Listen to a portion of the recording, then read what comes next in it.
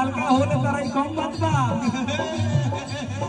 लेकिन हम एक बात कहते हैं भाई, सुना लो, तू हमार जान हो, तू ही अरमान हो, तू हमार जान हो, तू ही अरमान हो, कह तू न काट के हम दे दी करे जाके गढ़ा में फेंक दी भले जाके ले जाके गढ़ा में फेंक दी भले जाके।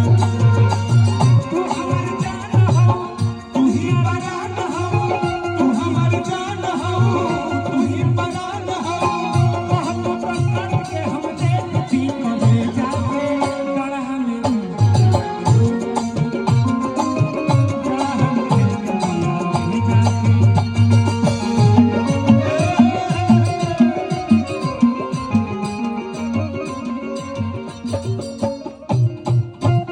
कि गांव के अमृत बाबू के राहे उसाली देखे में भोला बाकी बड़की खिलाड़ी देखे में भोला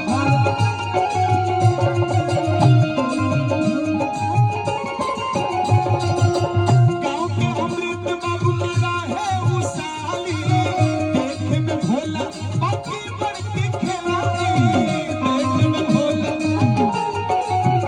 ए मनोहर भैया बाबू रे, भैया हो हमरा कानवा में कहतरी सो, अरे का करी है बालम बेचारा पिपर तर मारम जाना हो। का करी है बालम बेचारा पिपर तर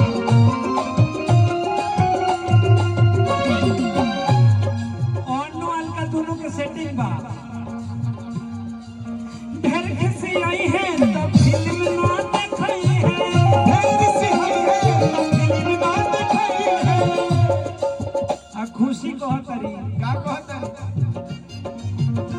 मोबाइलिए से कर दम गुजारा पिपर तर।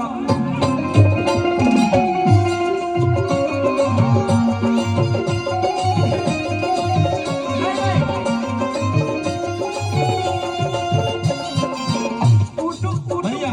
उटू वाला भाई लोग, ए भैया सुना एक बात, एक हम भैया हो एक बात सुना भैया, तुम तो अच्छा अच्छा धोखेबाज हो वादा करेंगे। ये गाना हम लोग के लिए तुम तो धोखेबाज हो वादा करेंगे भूल जाते हो।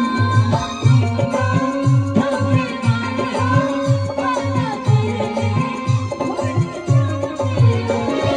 रोज रोज तुम जो सनम ऐसा करोगे, रोज रोज तुम जो सनम ऐसा करोगे हम तो रूठ जाएंगे।